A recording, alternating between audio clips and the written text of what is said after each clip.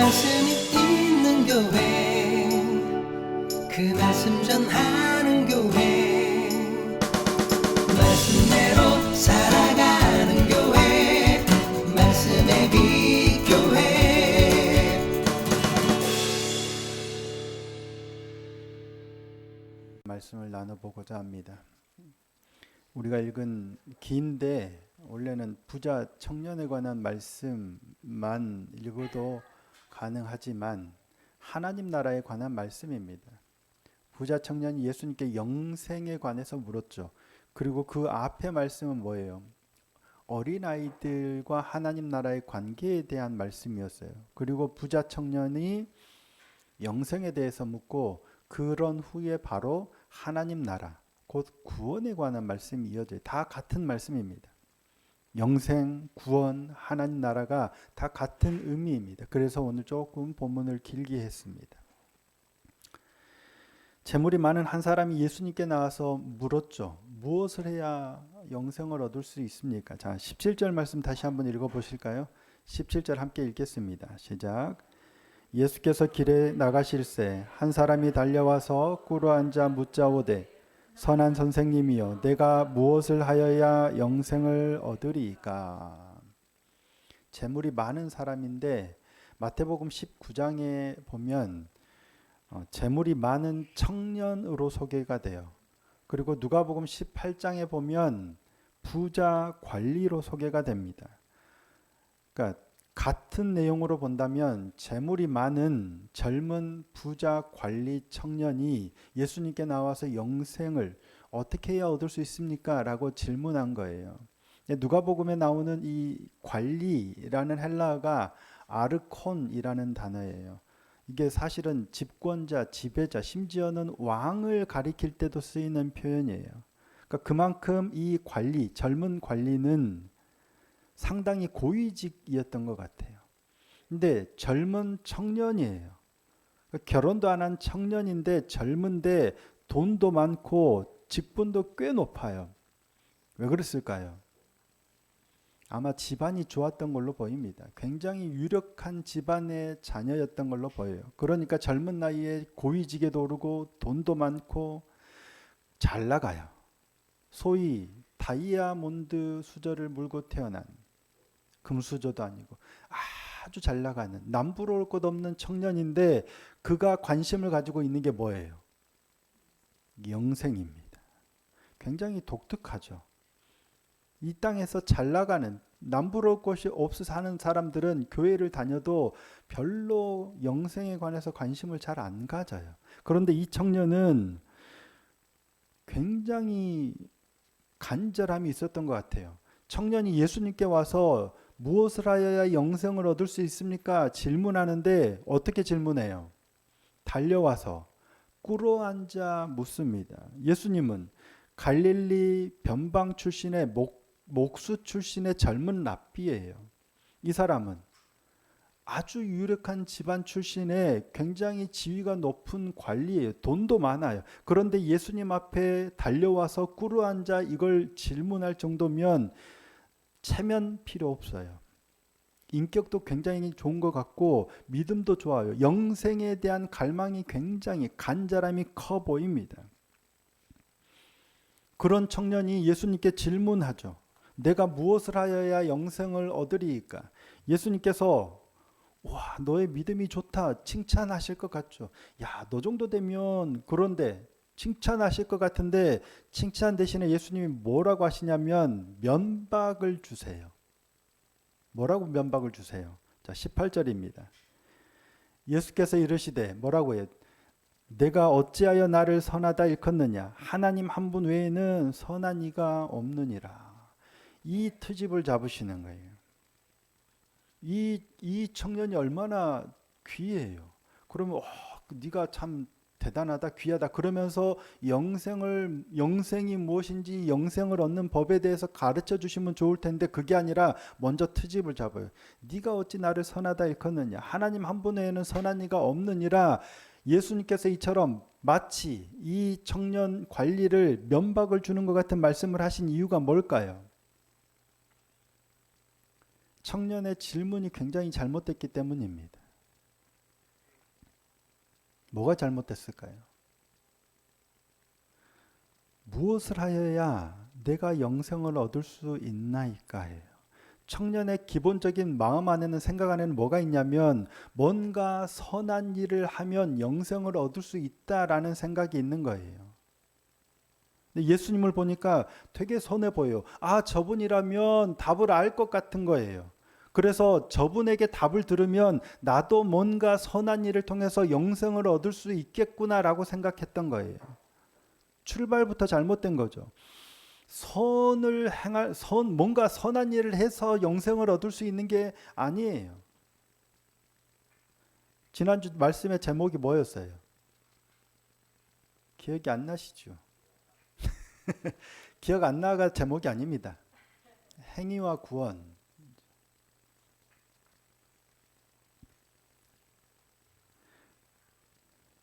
우리는 뭔가 말씀도 잘 지키고 뭔가 잘 하면 구원을 받고 영생을 얻고 하나님 나라 들어갈 수 있을 거라고 생각하는데 예수님의 말씀은 아니에요. 선한 분은 하나님 한 분밖에 없어요. 뭔가 선한 일을 해서 영생을 얻을 수 있지도 않고요. 그렇다고 할지라도 선한 일을 해서 영생을 얻을 수 있는 사람은 없다는 거예요. 의인은 없나니 한 사람도 없잖아요. 그러니까 전제 자체가 잘못된 겁니다. 그런데 예수님께서 청년의 눈높이에 맞춰서 대답을 하세요. 뭐라고 말씀하세요? 네가 계명을 안 하니 그 계명을 지키라 라고 말씀하세요. 그러자 청년이 뭐라고 대답해요? 오, 선생님이요. 그것은 내가 어려서부터 계속 잘 지켰습니다. 그러니 나도 영생을 얻을 수 있겠네. 그런 마음이었겠죠. 되게 반색을 하면서 예수님께 대답을 한 것 같아요. 대단한 자신감이죠. 선생님, 이것은 어려서부터 내가 지켰나이다. 어려서부터 본인은 계명을 잘 지켜왔다고 생각하는 거예요. 확신이에요. 어려서부터 말씀대로 계명을 잘 지키고 신앙을 잘 지켜왔다라고 생각하는 거예요. 그러니까 예수님의 이 말씀을 들으니까 안도가 되는 거예요. 자신만만한 거예요. 다행이다. 내가 영생을 얻을 수 있겠구나라고 안도와 확신을 하지 않았을까 싶어요. 그런데 예수님께서 한마디 하시죠. 정말 이 청년이 계명을 잘 지켰을까?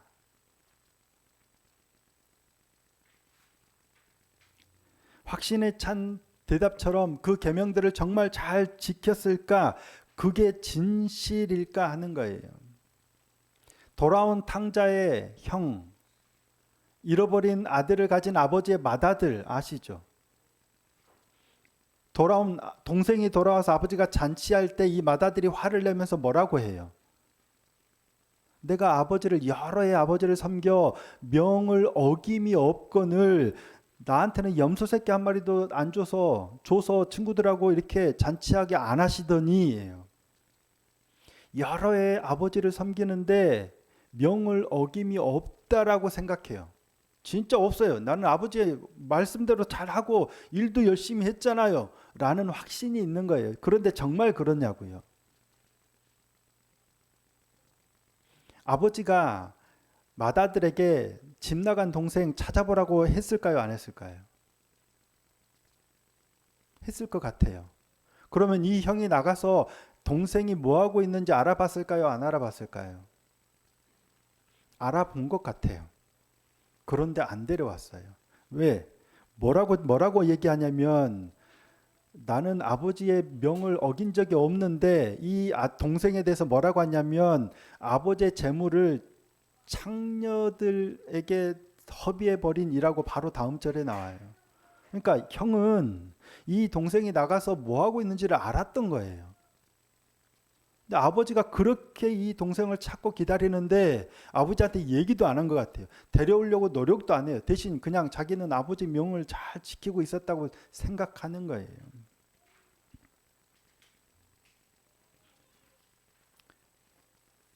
부자 청년도 마찬가지입니다.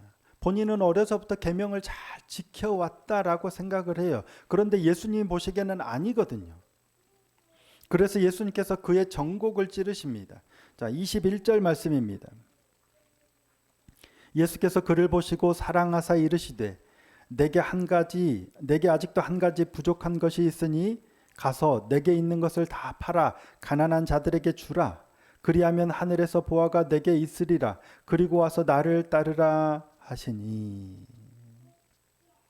문자적으로 재물을 다 팔아 구제하는 것이 영생을 얻을 수 있는 조건이다라는 뜻이 아닙니다.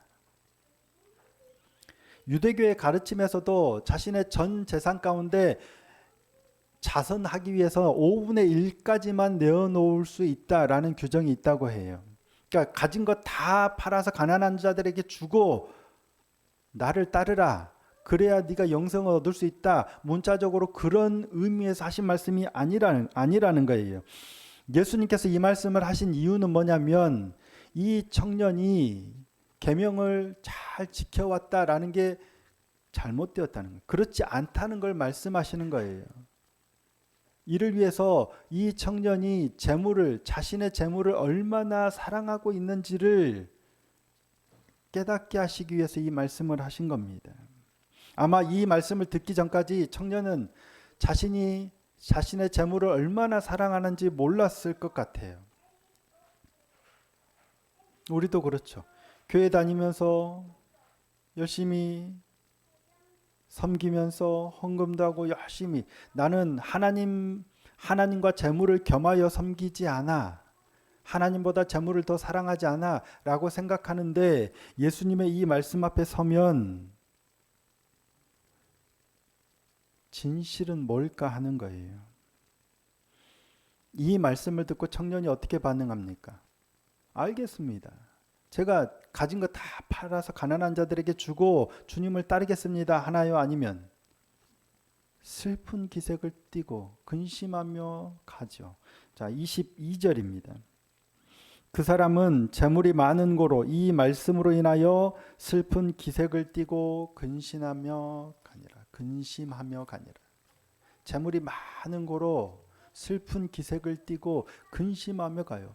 재물을 내가 가진 걸 다 팔아서 가난한 자들에게 주면 하늘에서 보화가 있다는데, 그래야 영생을 얻을 수 있다는데 가진 게 많아. 이걸 주기가 너무 아까운 거예요. 내가 이 가진 걸 어떻게 다 내려놓냐고요. 슬픈 기색을 띠고 근심하며 가는 거예요. 이 젊은 청년 부자 관리에게는 그의 재물, 그가 가진 것이 우상이었던 겁니다. 심지어 뭐예요? 영생하고도 맞바꾸지 못하고 있는 거예요.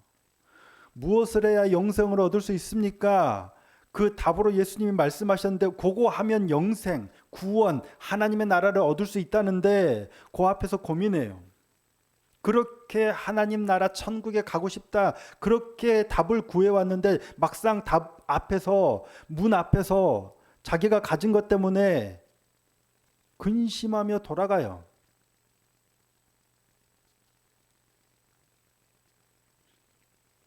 청년은 그때까지만 해도 모르고 있었어요.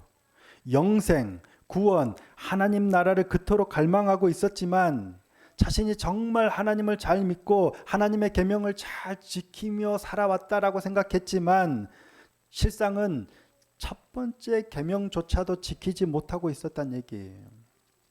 하나님의 다른 것을 섬기지 말라는 거예요. 그런데 이 청년은 지금 영생, 구원 문 앞에서 하나님과 재물 사이에서 재물적으로 돌아서 지금 가고 있는 거예요. 이게 우상인 거예요. 이 장면 뒤에 예수님께서 뭘 말씀하세요? 재물이 있는 자는 천국에 가기가, 하나님의 나라에 가기가 심히 어렵대요.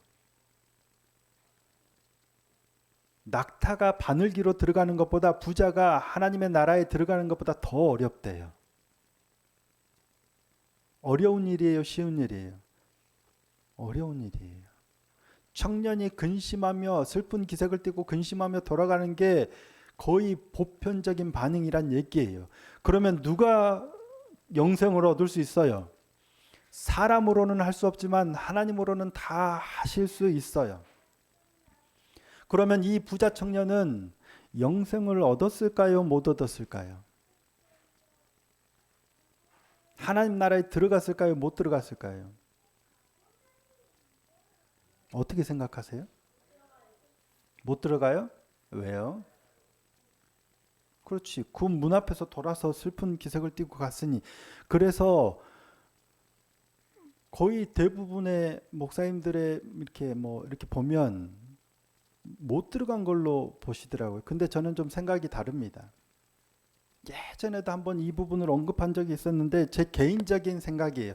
정확한 결과는 모릅니다. 이 청년이 정말 하나님의 나라에 저 하나님의 나라에 갔든 실제 내 삶이 하나님의 나라에 갔든 몰라요. 하지만 제 개인적인 판단으로는 하나님의 나라에 들어갔다라고 생각합니다. 추측이 아니고요. 추론합니다. 이유가 뭐냐면 이 청년의 문제가 뭔지를 예수님이 아세요? 모르세요?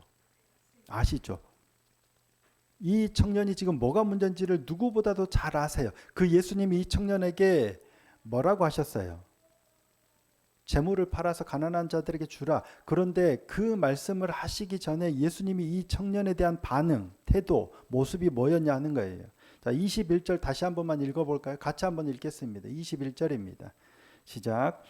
예수께서 그를 보시고 사랑하사 이르시되 내게 아직도 한 가지 부족한 것이 있으니 가서 내게 있는 것을 다 팔아 가난한 자들에게 주라. 그리하면 하늘에서 보화가 내게 있으리라. 그리고 와서 나를 따르라 하시니. 표준 세번역으로 제가 앞에 부분만 잠깐 설명을 드리면 예수께서 그를 눈여겨보시고 사랑스럽게 여기셨다. 그리고 그에게 말씀하셨다. 그를 눈여겨보셨어요. 그리고 그를 사랑스럽게 여기셨어요. 그리고 말씀하세요. 예수님께서 이 청년이 어떤 상태고 어떤 믿음을 가졌고 예수님께서 이렇게 말씀하시면 어떻게 반응할지를 아셨을까요? 모르셨을까요? 아셨겠죠.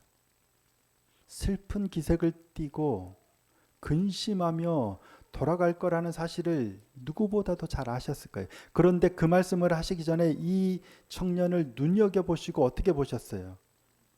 사랑스럽게 보셨다는 얘기예요. 왜 그러셨을까요? 영생에 대한 간절함, 하나님 나라에 대한 소망이 간절한 이 청년이 예수님 앞에 나와서 무릎 꿇어서 물어보는데 만약에 그가 허황된 길로 갈 게 뻔하다면 그를 사랑스럽게 보셨을까 하는 거예요. 아니겠죠. 지금 당장은 비록 가진 재물 쉽게 포기 못해서 내가 갖고 싶은 거 쉽게 포기하지 못해서 지금 당장은 슬픈 기색을 띠고 근심하며 가겠지만 결과적으로는 언젠가는 이 청년이 하나님의 나라를 얻을 것이라는 사실을 보셨기 때문이 아닐까 싶어요. 그래서 뭐라고 말씀하시냐면 먼저 된 자로서 나중되고 나중된 자로서 먼저 될 자가 많으니라 말씀하신 걸로 보입니다.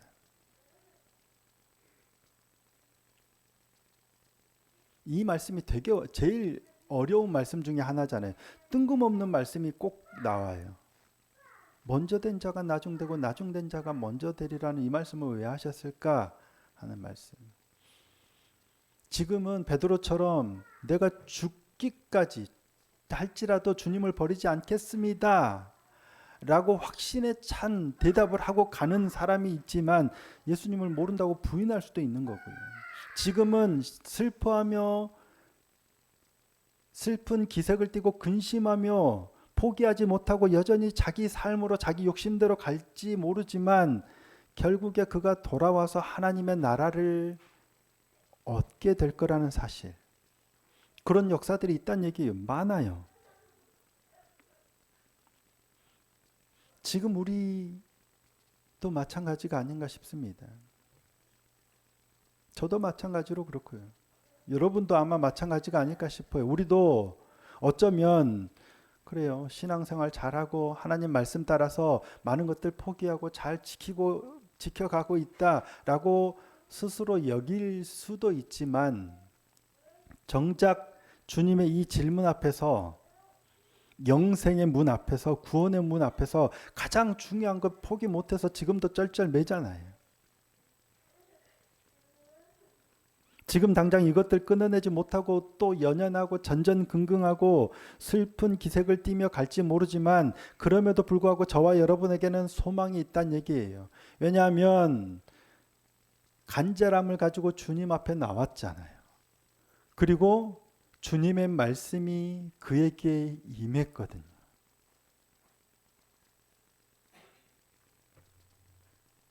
소망을 가지고 주님 앞에 나아갔고 주님의 말씀이 지금은 우리가 당장 받아들이지 못하고 변화되지 못하지만 주님의 말씀이 우리 안에 들어왔다면 그 말씀이 언젠가는 우리를 변화시키고 우리를 세워갈 것으로 믿습니다. 그것이 우리가 날마다 말씀 앞으로 나아가는 이유이기도 합니다. 지금 당장 변화된다면 얼마나 좋겠습니까마는 그러기는 정말 어렵다는 거예요. 하지만 소망은 우리에게 있는 게 아니라 하나님께 있고 주님의 말씀에 있어요. 그러니 우리가 지금 부족하지만 또 말씀 앞에 나가서 또 깨지고 또 내 맘대로 하고 또 넘어질지라도 나가면 결국엔 그 고민이 그 고뇌가 그 시간들을 통해서 주님이 우리를 변화시켜가고 세워가실 겁니다. 그래서 저는 주님께서 오늘 우리를 보실 때에도 사랑스럽게 보고 계시지 않을까 생각합니다.